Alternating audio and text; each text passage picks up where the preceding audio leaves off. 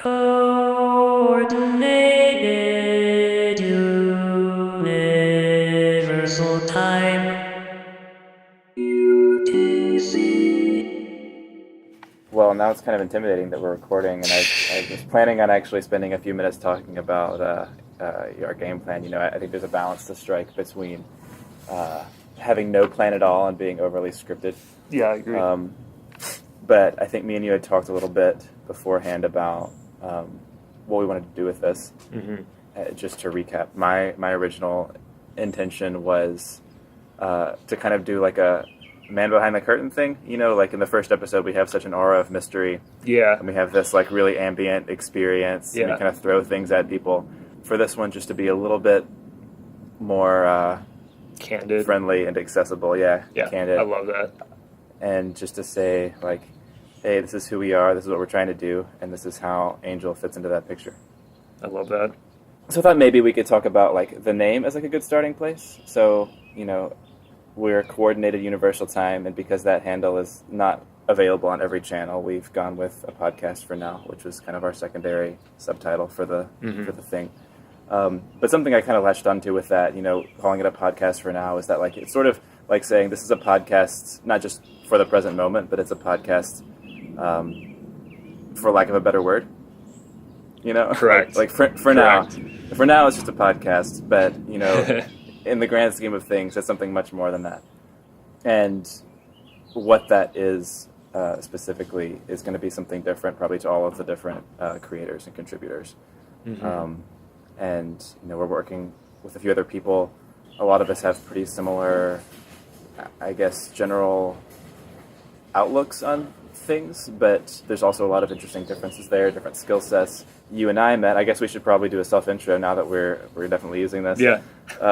So I'm going by Not Inferno for now, and you are? I am Tyler Edders. I went through the work several years ago to unify all my various identities and egos. It was a painful experience, but I was too tired trying to keep different personas for everything. So I'm like, well, yeah, Tyler Edders, that's fine. That's good enough. Yeah, I'd done a similar thing with my name, but spoilers, now that I'm considering some kind of gender transition on the horizon, that's all going to be blown to pieces. So that's another factor in addition to, like, I'm probably going to be pretty explicitly, like... Would you say full-blown anarchy or something? Yeah, pretty much. I don't want to get into specific tendencies, but I'm definitely pretty hard left, but probably pretty anti-state too. Kind of maybe like anarcho-commie or like libertarian communist or something like that. Mm-hmm. But yeah, regardless of specific thing, like I'm not completely ready to mix this with my like professional career yet. Yeah. But yeah, I think what this is to me more than anything else, now that I've hedged and I've bracketed and said, this is just my opinion or my take on it, and every one of us will have a different view of what this is. Like my own take is that this is, for me, a platform and a vehicle, not for myself, but for finding and amplifying other voices and other sounds and ideas that are sort of missing from, or maybe can prefigure some kind of better world. There's a quote that you had raised or drawn my attention to. I think you actually pulled this from one of the Solar Punks episodes, where it was like, in 2019, the most punk thing you can be is an optimist. Yeah. Love that. And I can tie this back to how you and I met, which was I was going to say this a second ago, but how you and I met was actually through a third person who connected us because of our shared interest in Mark Fisher's work, which I guess in cave Twitter is like saying, "Oh, you like the Beatles too?" But yeah, and I think there's a specific idea that I've latched onto from acid communism, which is that the present is sort of structured around this shadow of a better world. that whether you call it neoliberalism or whatever, and you can also maybe draw in other forms of oppression and power within that, but they're structured in such a way that it seems like there's no way out, there's no exit, right? But like at every turn, something is being blocked, something is being checked. But if you kind of connect those dots and you see what is being prevented, what is being precluded, it gives you some sort of idea of what the scale or the shape is of that future that's being blocked. And so it's like tracing the shadow of a better world, finding the bits and pieces of it hidden here in the present, in the ashes of 2019. If there is a better world, by definition, the pieces of it, the roots are already growing and sprouting here and now. Yeah, and they have been growing for a while. At least I choose to believe they have been growing for a while. Totally. And I think our job, at least as I envision it, is this hyperstition thing, where by believing in or talking about or writing something that or using something, some kind of worldview or belief to structure your own way of being in the world, you sort of bring that future about by your actions and by your words. A classic example would be like a stock market crash. Like if everybody thinks the stock market is crashing, guess what's going to happen?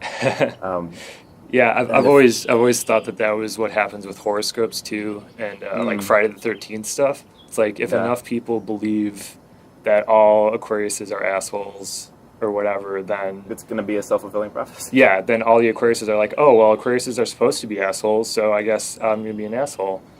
And stories like that make things real and they make them tangible, and that's the power of positive hyperstition. It's like, oh, we can construct our world in a slightly different, perhaps somewhat improved manner. That's okay. Like I just read a book where someone did that thing and it makes sense now. I can do that. I can do that tomorrow. Yeah. And it's still a materialist thing. It's not saying that there's actually something supernatural going on, but it's saying that human behavior follows ideas, because human brains are we function based on ideas. So I guess within all of that, what we're trying to do is find and amplify cool voices that maybe prefigure or have some kind of significance that we think is this is the future we want to see. This is the voice that is going to be needed. Yeah, absolutely. There's so many incredible makers, artists, musicians, activists, writers, dancers, engineers, environmentalists. There's so many amazing people doing so many amazing things every single day, and we want to help shine a spotlight on them. The code name of this project was Beacon, and that's a two-way thing. It's a beacon to attract more like-minded and or compatible-minded. I hate the term like-minded because that sort of closes. It's sort of an in-group thing. Yeah, I guess when I say like-minded, I mean more like interested in improving things somewhat. And that's not code for anything, or it's just let's build stuff together and make things better and less suffering. There's a specific orientation towards society or the world or the present, which is that things don't have to be this way, and maybe I can't change the world in one instant, but I can do something. I think it's just breaking out of that nihilistic sort of do nothing, criticize everything. I think in the last few years, our generation is pretty much done with criticism and cynicism and negativity, and it's what are we actually going to fucking do? Right. And maybe it won't matter. Maybe we'll all be dead in 30 or 50 or 100 years, but maybe we won't. Maybe we won't. Maybe on a more logistical note, I think something that I've also appreciated from you, Tyler, is how you've been so clear for all of the people contributing to this, that this is a work in progress. We're figuring out as we go what this is going to be, what it's going to look like. we have a really experimental structure in the first episode, and I think we'll probably go back to that in the next episode. For now, we have like this really long form interview. We might have more that have this kind of similar structure, but I think something that that I'm really excited about that you've brought up is kind of soliciting input from community, from our listeners, and that can be, you know, raising your hand and saying, I think I know someone cool, or I think I have something cool that I'd like to share. We do have a Discord server for people that are interested in getting more involved, and it's a really like open thing. I think right now we have like 6 people, if that. So if this catches your interest and you want to, you know, hop on there, by all means, we would love to hear your voice. And I think we're particularly interested in things that this world tends to underestimate or underappreciate. Yes.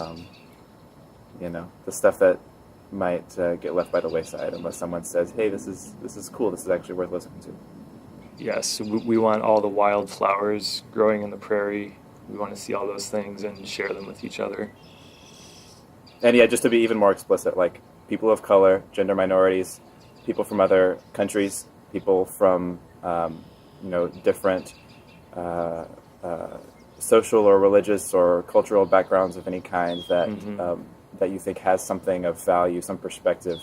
I think we need it, you know, in 2019. Like there's such a dearth and a hunger for other ways of seeing and doing and being.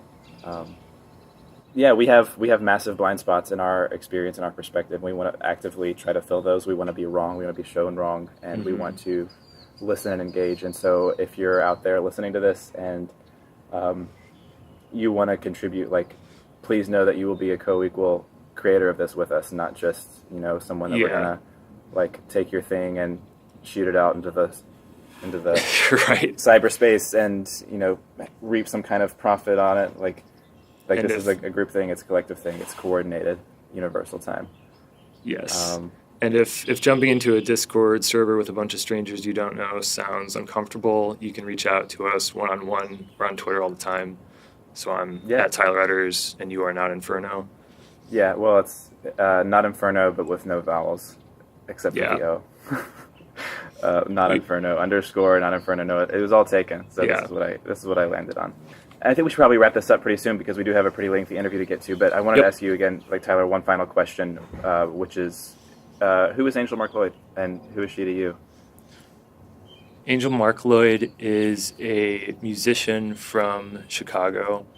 She is extremely prolific, has a whole series of different projects, different oeuvres or styles that she works in.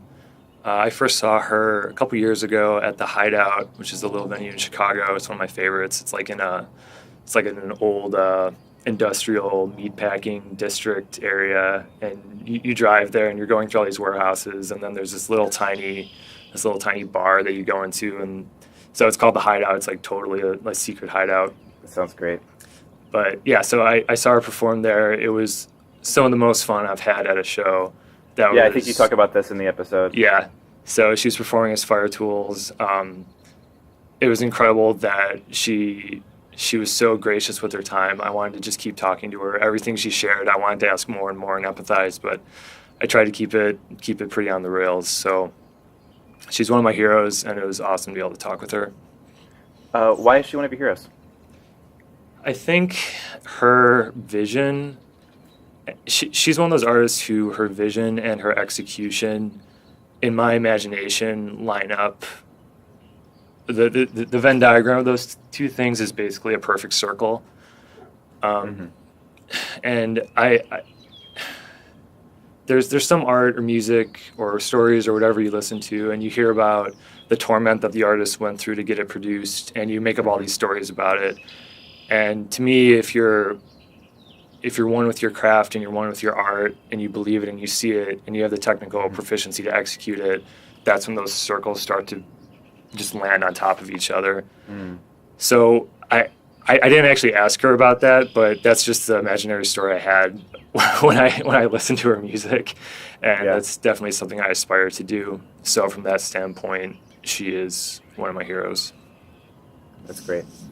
And as for how that fits into our vision of, creating some kind of better future, better world, a commoner Earth, I think is another phrase you might see crop up here and there on our website and in future episodes. That's for the listener to decide. UTC.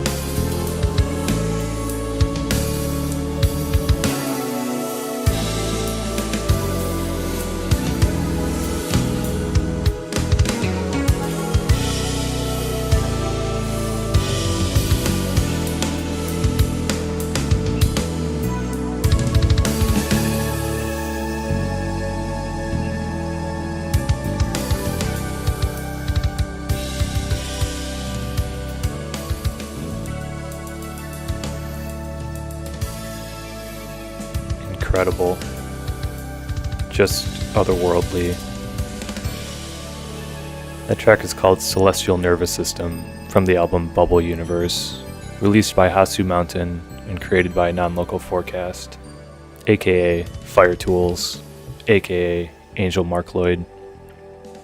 Like me, she lives in Chicago. We thought it'd be fun to talk about her music, cats, meditation, and a whole bunch of other stuff. We tried to meet up in person, but our schedules kept clashing, so we just did it over the internet. And because we here at Coordinated Universal Time are committed to maximizing your time, we cut out the first 10 minutes or so of the interview. TLDR, I say hello, she says hello. I'm thankful she gave us her time to chat. She's thankful to be here. We both live in the Midwest. No, she didn't grow up here. Well, the weather here is pretty wild. She's excited to move away. Enjoy. Who is your biggest musical influence? Well, I go through phases, and maybe every 4 or 5 years I feel like a couple of artists are my main influences. But when I was growing up, Rush was a big influence, probably my main influence.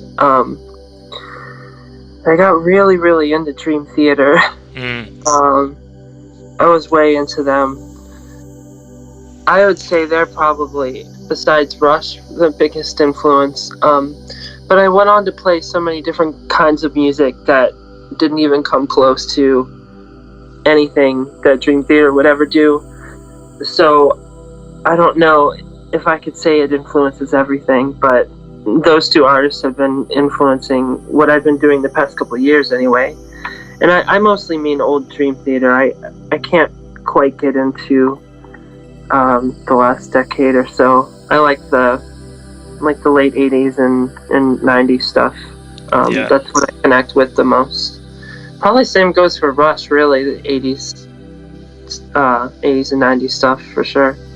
Where were you when you first heard Dream Theater?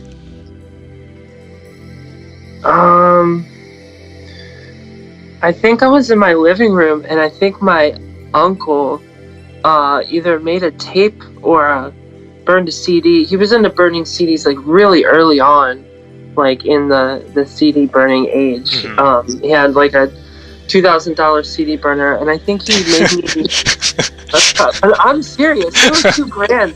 My dad had one at one point too, and when it was a brand new thing, and I remember specifically that it was $2,000.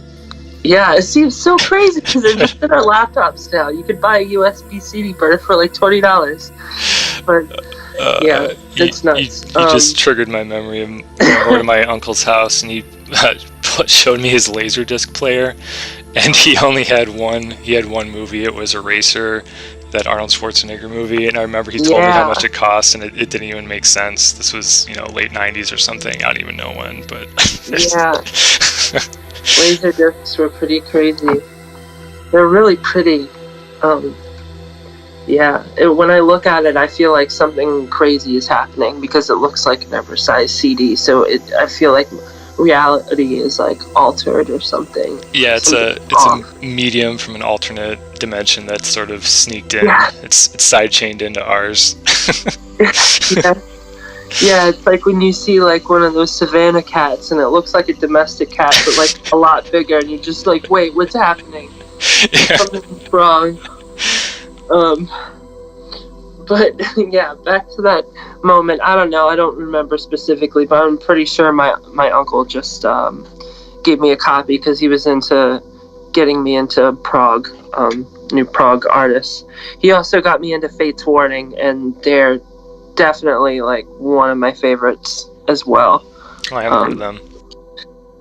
They're like I don't want to say a poor man's dream theater. That's not true, because they can shred too. They really can. I think that they're just like more moody, even. Not as progressive. Kind of darker. But more yeah. Oh, they're so great. All of they're probably like early 80s, mid 80s stuff, like into the 90s, was all real good. We were chatting a bit before recording, and you had some thoughts about your music being labeled with the V word. Can you share your thoughts about that? Yeah, sure.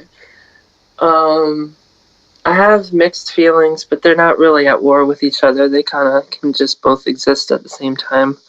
I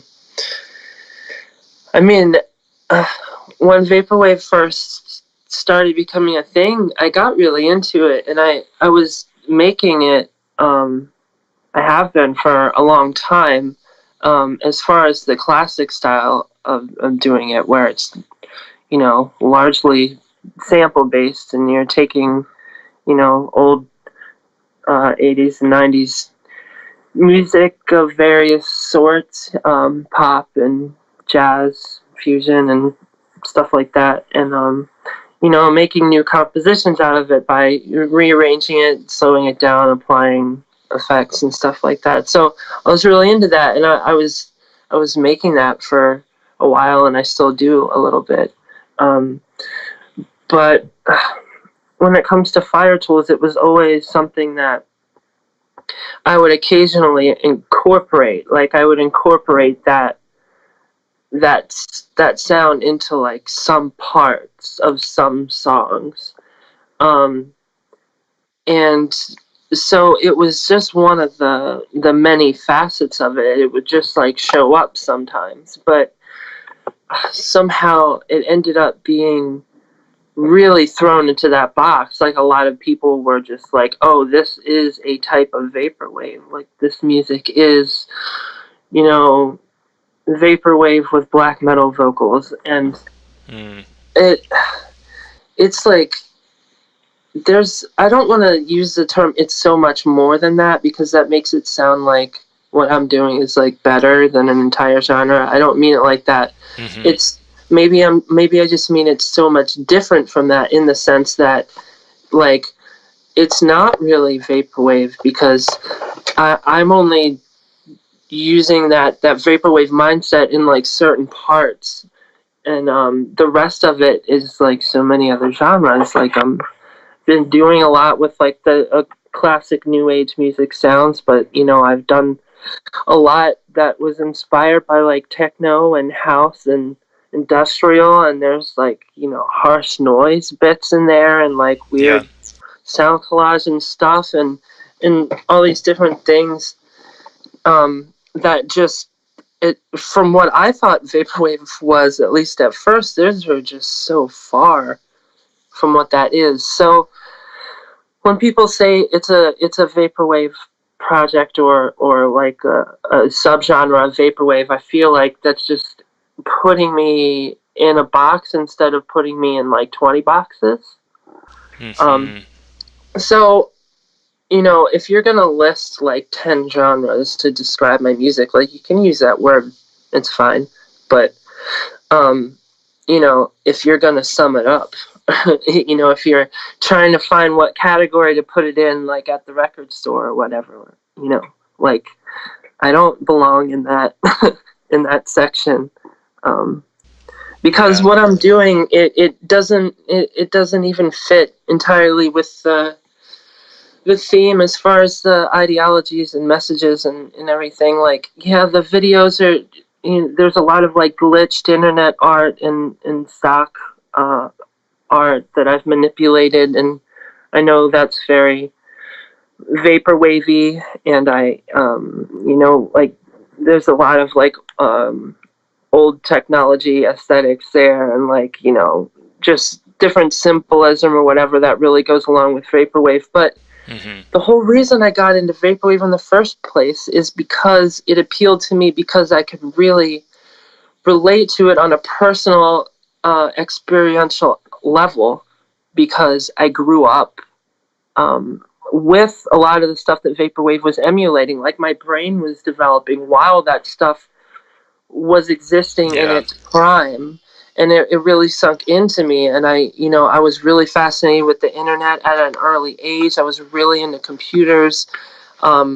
I also feel like I'm really sensitive to energies of atmosphere, so things like, you know, liminal spaces, like, you know, waiting rooms and elevators and stuff would it would leave an emotional like imprint on me. And so when vaporwave came about, I was like, yes, I love this. Like, this is, like, I feel this, I can recall this, like, in my own memory bank, in my own body. So a lot of that goes into Fire-Toolz, but because vaporwave is so huge, it just like automatically gets associated with vaporwave, and that's not gonna not be a thing, so I have to accept it. So yeah, it's complicated. There's a lot of layers or whatever. In my head, I still think of vaporwave as like the classic style, but it's really, really evolved, and there's so much more to it now. And I ask people, well, define it for me. Like, if we're going to talk about it, what do you mean by vaporwave? And it's usually like paragraphs of stuff, and not very much of it talks about the way it actually sounds. And that makes sense, because like the sound of Fire-Toolz is like very rarely like what I figure the vaporwave sound is. So it's like, yeah, I don't know. Lots of mixed feelings. No conclusion. No like final thought. Really, just like lots and lots of thoughts and feelings about it. That was a really long answer, but it is a loaded topic. I mean, you touched on so many things there.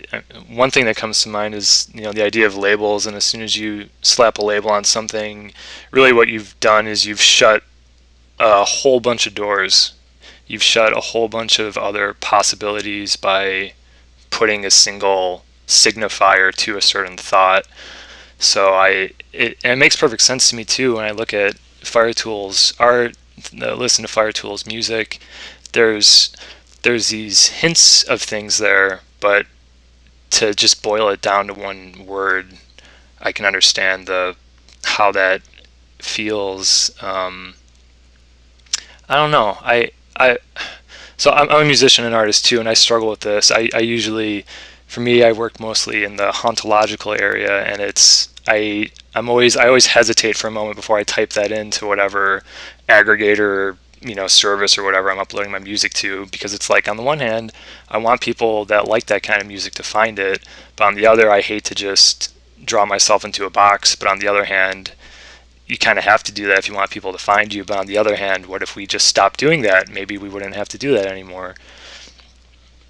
Yeah, I actually, I don't know. There's certain times where you like need to categorize music for some purpose that is kind of like a logical or practical thing. You know, like my example with like what section does it go in the music store, but and I also think that maybe that there are some artists where you really don't need to say that much because they're not necessarily trying to go for anything that's like, you know, groundbreaking. I don't think there's anything wrong with making music that is not doing something new. I think that's totally fine. I mean, there are, you know, pretty much every original style of music out there. There are bands that are doing that same thing now, like emulating it. And they're great, and they're awesome, yeah, and we need them. So many of them are great. So it's okay with me if, like, you know, you boil a band down to like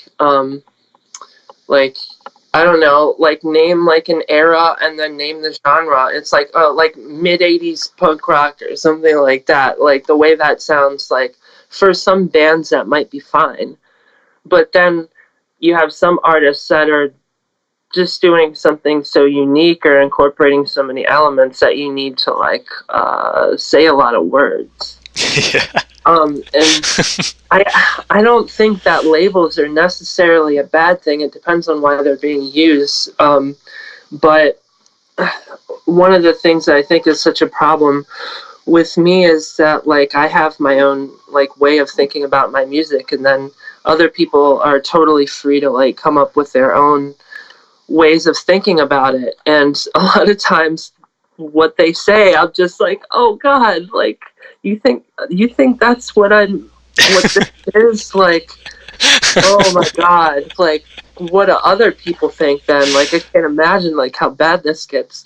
And it's not something like a negative criticism, it's just like a way of like perceiving what I'm doing. Like, you know, someone's assessment of like what my process is, or like why, or like what my message is, or something like that. So yeah, you always have to meet people halfway, or at least where they are and where you are. Some people still can't understand that you can make music with a computer, and you know, it's like I don't even want to have that conversation again and validate and prove that it's music and it's good. And you know, I mean, composers throughout all of history were cyborgs. Like cybernetics is just anything outside of your biological brain. Mozart sitting there with staff paper and a quill is like, you're a cyborg, like good job, you're using a computer, quote unquote. Oh, you know, I've played in a lot of bands, and I have spent like so much more time sitting at this computer tweaking a Fire-Toolz track than I ever did like writing a song with one of those bands. It's just different and so equally valid. I mean, to me, what I'm doing is more of building a like a sculpture more than it is like writing a song, because it's like, because I'm doing like, you know, mixing all these things together at the same time as I'm writing it, it's like I'm really just like building this thing. So it's just a different art form. It's like audible sculpting or something, I don't know.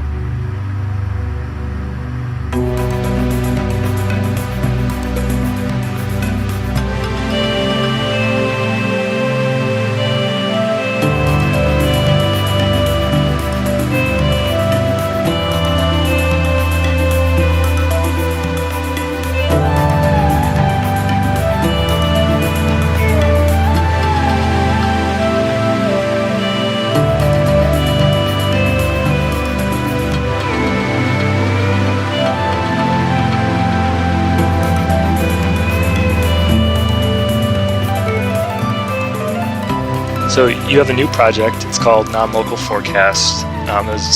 You just dropped a new album called Bubble Universe. It was on Hasu Mountain. Talk a little bit about the inception of that album and why it wasn't a Fire-Toolz release. Like what made it not be Fire-Toolz to you? Well, when I wrote the first couple tracks for the project, they actually were supposed to be Fire-Toolz songs. Interesting. That's kind of where they were going. But the thing is, with Fire-Toolz, I just don't have any rules, and if I feel like writing something that sounds a certain way, I just do it. So I was just in that mood to write that kind of thing, and I was probably eventually going to put, like, the harsh vocals over top some of it, and I probably would have ended up making it a little bit more just sort of all over the place, like more changes or whatever. But once I had the backbone to a couple of these songs, I sent them to my friend Max from Howsu Mountain, and was just like, I'm getting ahead of myself. Like, I can't stop writing, like, because my new album, I had just finished a new album, and I had sent it to the label, and it was going to be quite a while until it came out. It's the one that's coming out later this summer. It's not even out yet? No, it's not. No, that's the thing. It's not out yet. It's not coming out until the end of August, I think. And I had that album completely done before I even started on any of the Nonlocal Forecast stuff that came out.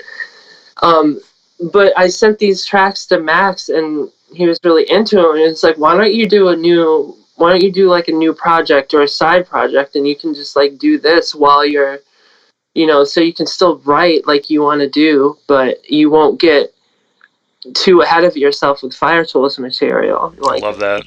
To avoid having 2 albums done before the next one even comes out. So I was like, I thought that was a really great idea. And I had such a hard time writing lyrics for that Fire-Toolz album.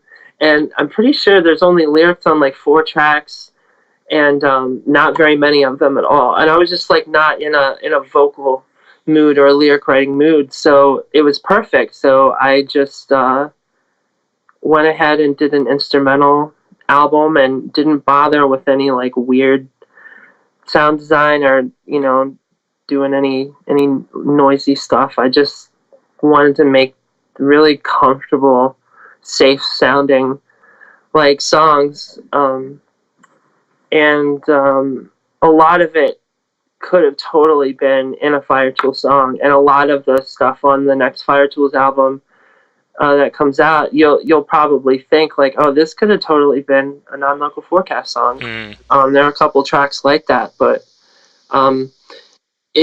even though it's a different moniker, to me, it's kind of like they're very related projects because it's a very similar process. There's only really a few things that I'm, not doing, I think, or doing differently. As soon as you had the idea to have it be a separate project, something that was not Fire-Toolz, did that change the way you were thinking about the tracks or liberate you to go in a new way? Or had you already sort of seen this vision and you just kept going for it? Well, the first track, Celestial Nervous System, on the Nonlocal Forecast album was entirely done, except for some mixing stuff, before I even decided to take it into a different direction. So that whole first track was supposed to be a whole Fire-Toolz track. And I may have ended up putting vocals to it later. I'm not sure, but that it was pretty much in its, instrumental in its final form. So, and then I had also had, I think it's the last track on the album, the very last track, Wave Nature. I think that was also already complete and supposed to be a Fire-Toolz track, and that's just like an ambient thing, like 30 really long chords, and no drums or anything weird. So I don't know. Maybe nothing changed. I mean, I did decide not to do any vocals, and I did decide to not do anything heavy or aggressive, so that was different. But other than that, that's just what wanted to come out of me at the time. And if it had ended up being a Fire-Toolz record, it really would have just been the same thing, but probably with vocals and then, more like noisy passages like in between. So it would have been really strange.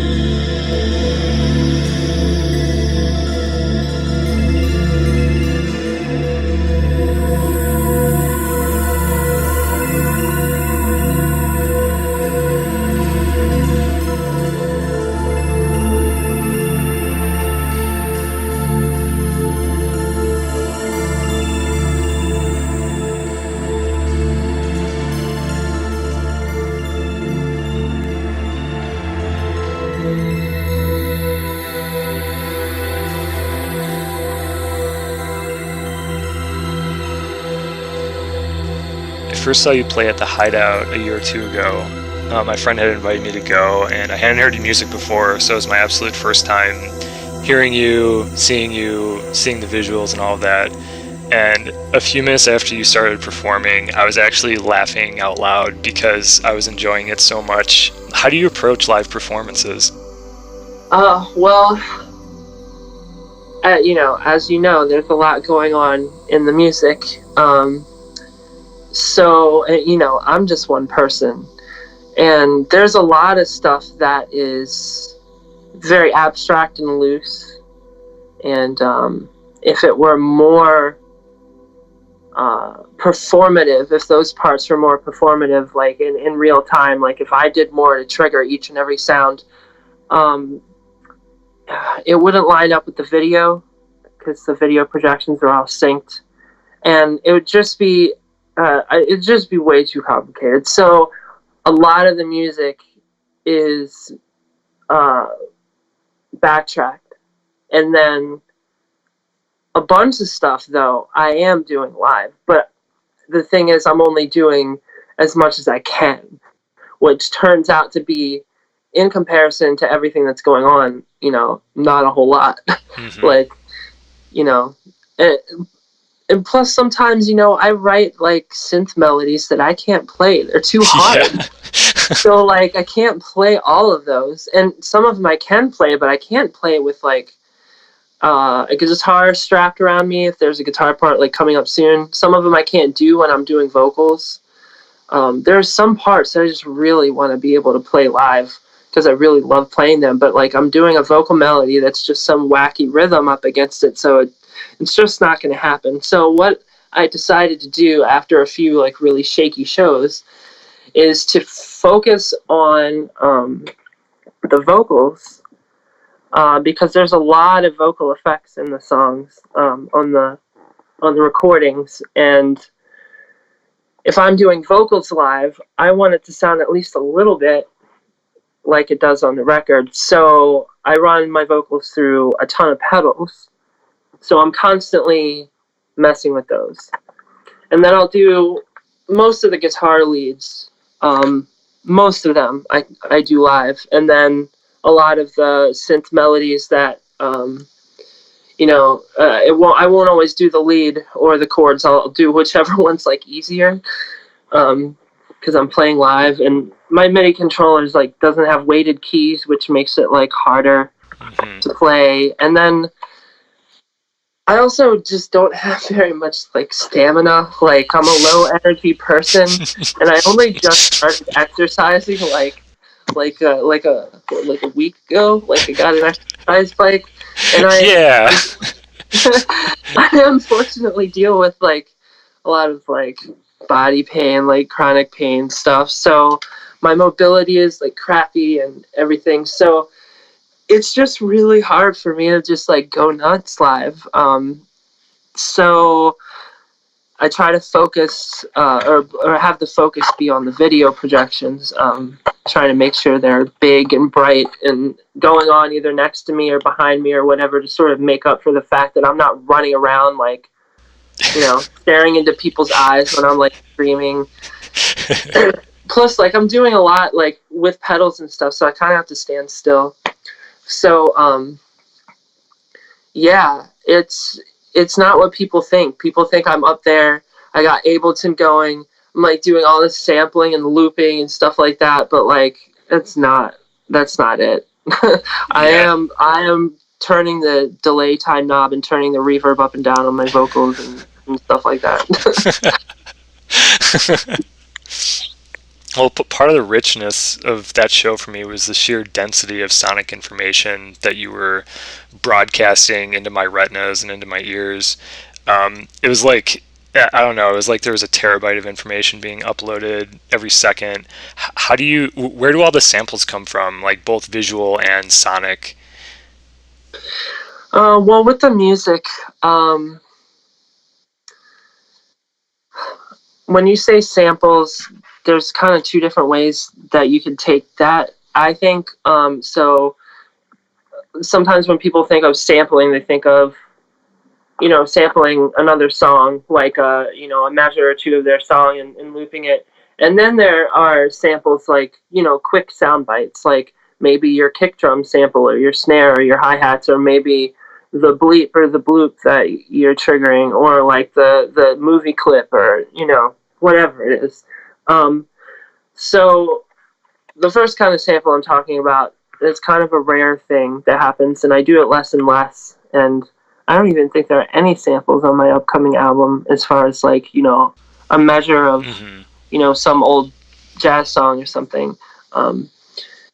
But as far as like the quick stuff, I mean, like, I'm like a hunter. Like, I'm always hunting, YouTube and free sound bites, and like chopping little things out of other audio. And sometimes I'll download a sample pack, but then I'll run all those samples like through plugins and stuff that synthesize totally different sounds, and then I'll use those. There's a lot of audio manipulation involved. I mean, that's like, I swear that's like 50%, if not more, of my process is just like processing audio, manipulating audio, like changing whatever the original thing was when it first came to be.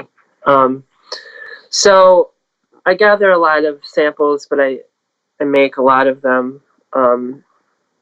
You could say that 99% of the music is original composition, but the snare sound, I didn't record that myself. Like, I downloaded it from somebody on SoulSeek. Like, I downloaded their snare pack or whatever. So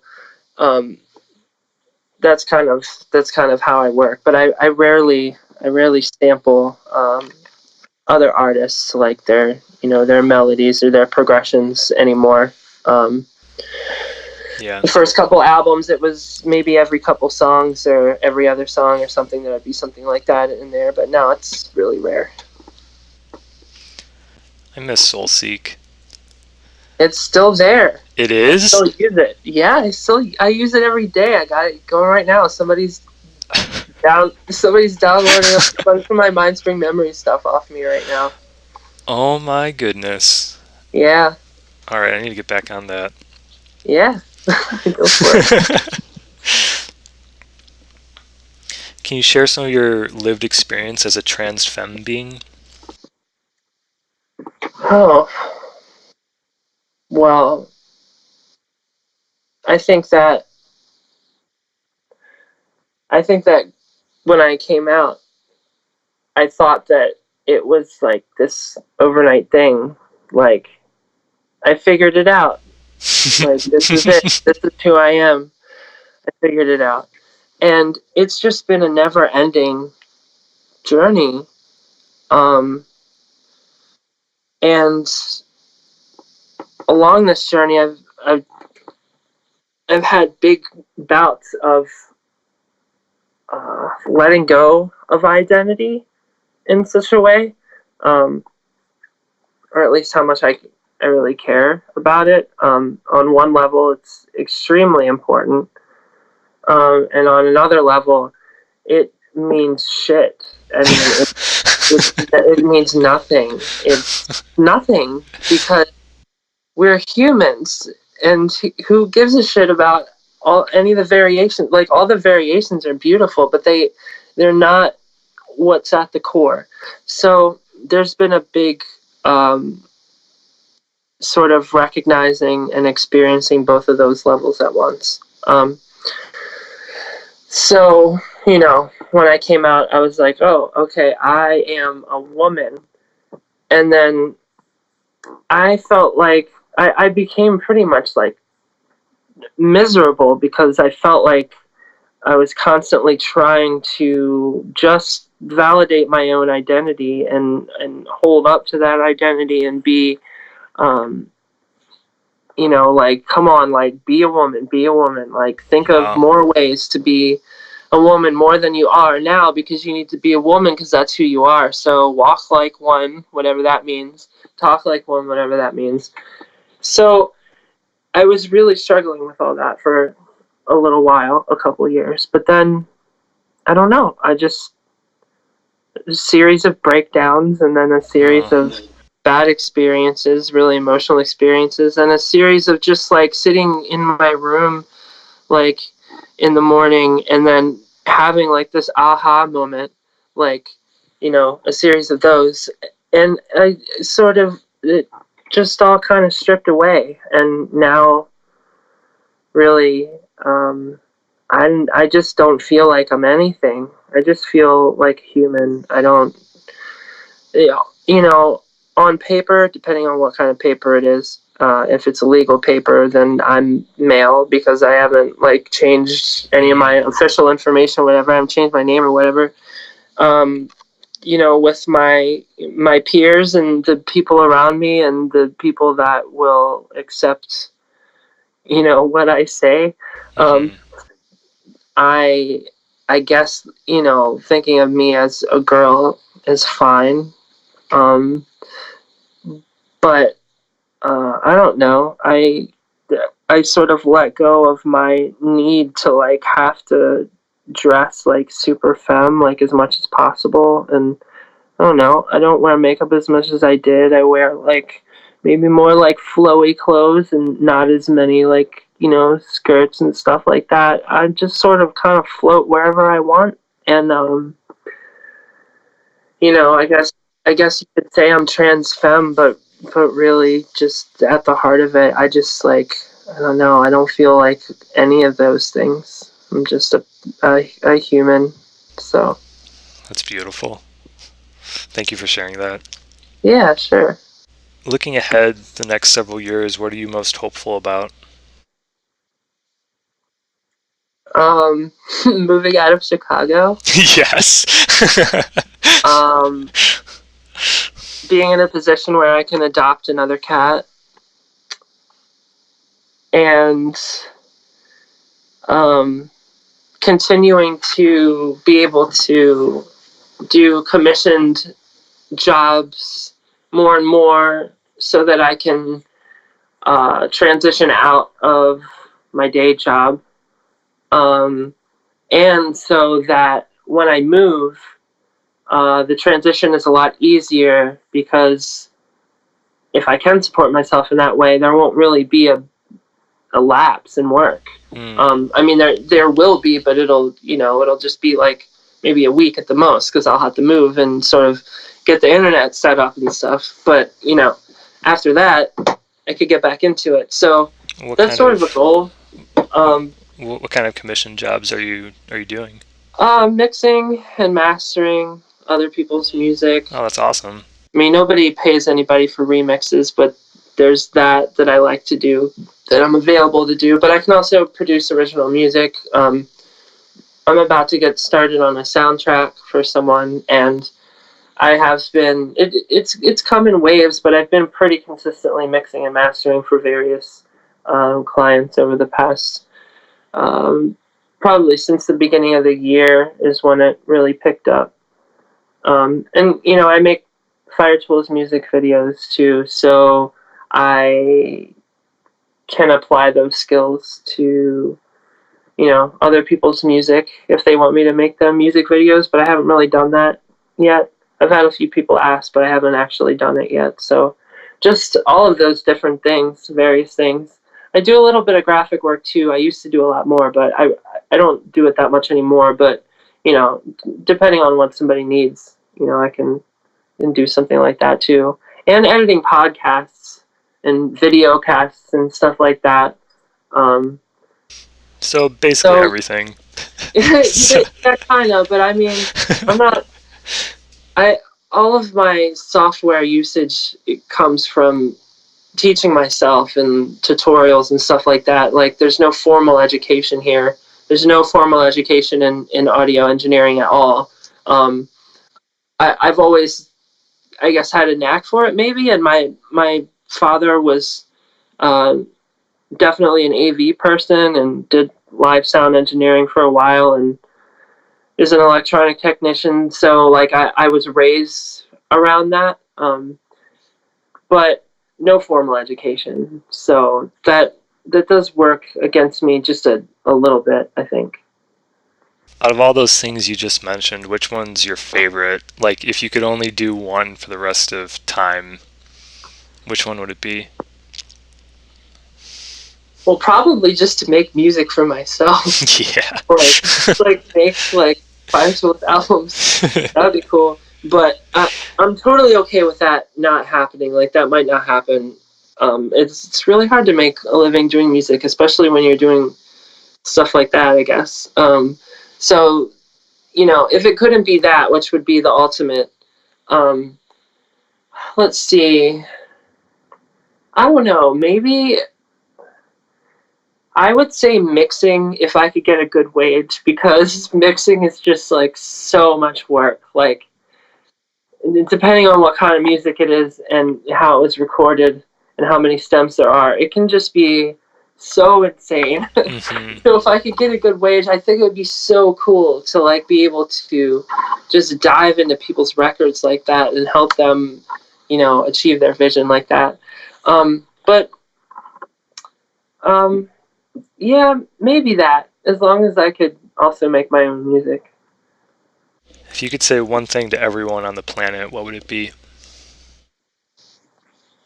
Oh gosh, I feel like I need time, but if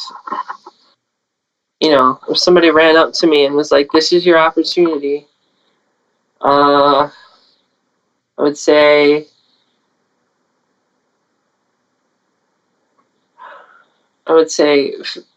figure out what type of meditation is good for you. You should really try it. And please be kind to everybody and be nice to animals. And I know this sounds really corny, and I know it sounds like a motivational poster, but seriously, love everybody and learn to forgive and just be nice. Just stop being mean all the time to everybody. That's what I would say. That's my masterpiece right there. Yes. If people... And adopt cats and dogs and stuff. Yes, adopt cats and dogs. Yes. If people or AIs want to get in touch with you, where can they find you? Either of them are welcome to find me at, well, I guess maybe the easiest thing would be my website that I'm still working on, but just put up, angelmarcloid.com, because on there's links to all my music and, like my Twitter and Instagram, and there's a contact form on there, and it's got information on, like the work I do and just a portfolio of stuff, all my videos and everything. So that would probably be a good idea, to just go there and then figure out what you want to say to me or why you want my attention, and then the website will lead you to like which way to go to do that. Angel, thank you so much for your time tonight. Yeah, you're welcome. It was fun talking about myself again. Goodbye, Earth. Thank you for listening to Coordinated Universal Time. We need your support to reach more people like you. Please sign up for our Patreon to help our mission of realizing a commoner Earth. You will be invited to our Discord server where you can connect with kindred spirits. Farewell.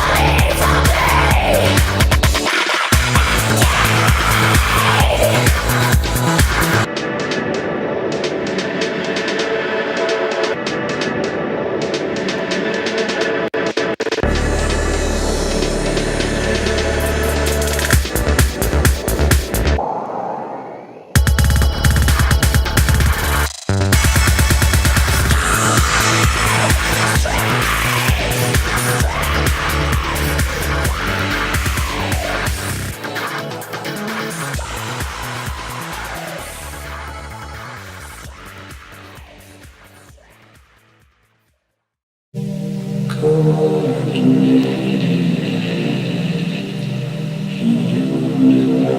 time.